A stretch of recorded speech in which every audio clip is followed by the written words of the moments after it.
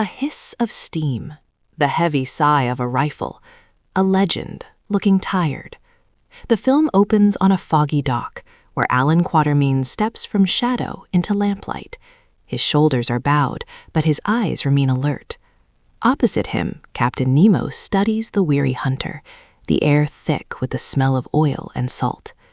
This first meeting establishes a tone of reluctant heroism that defines the entire story, as the recruitment unfolds into a globe-spanning pact against an unseen evil. The team assembles. Mina Harker enters as a scientist, her measured pulse hiding a vampiric hunger.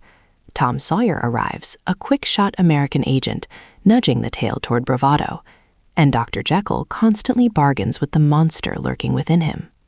They are all loners pressed into a chorus, and their friction is the point. In an age racing toward machines, the film asks if cooperation can outpace invention's darkest uses.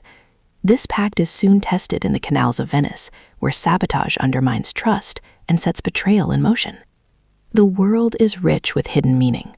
We meet the masked Fantom, a broker of fear, while Dorian Gray is trailed by the lure of his cursed portrait. Aboard the Nautilus, inscriptions speak of both duty and hubris. Easter eggs are scattered throughout. Newspaper headlines echo real anarchist panics of the era, and Tom Sawyer's inclusion feels like a deliberate appeal to a New World audience. The film's true message criticizes the polish of empire and the peril of industry without ever becoming a sermon. This mood is carried by the sound and the practical craft. The score rises with nautical grandeur, then falls to near silence to let a single look register. The world feels real because so much of it was.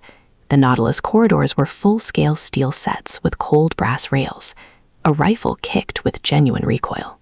This tactile approach came from intense training. Nemo's crew drilled with sticks and swords. The shooters learned breath control. The doctor mastered a choreographed change to match the prosthetics. However, test audiences, while cheering the scale, flagged murky motives. In response, cuts were made.